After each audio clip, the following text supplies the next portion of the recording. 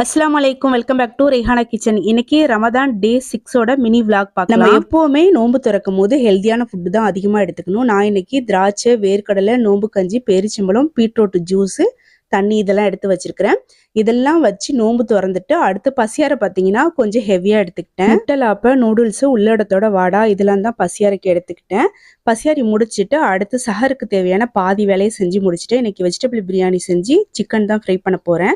So ஃப்ரிட்ஜில் chicken வச்சுருந்தேன், அதெல்லாம் எடுத்து வெளியில் வச்சுட்டு வெஜிடபிள்லாம் கட் பண்ணி வச்சுட்டு நான் வந்து திராவியா தொழுகிறதுக்கு போயிட்டேன். வீட்டுக்கு வந்த உடனே கடகடன் கிச்சனுக்கு போய் வெஜிடபிள் பிரியாணிலாம் போட்டு சிக்கன்லாம் ஃப்ரை பண்ணி வச்சுட்டு தூங்க போயாச்சு.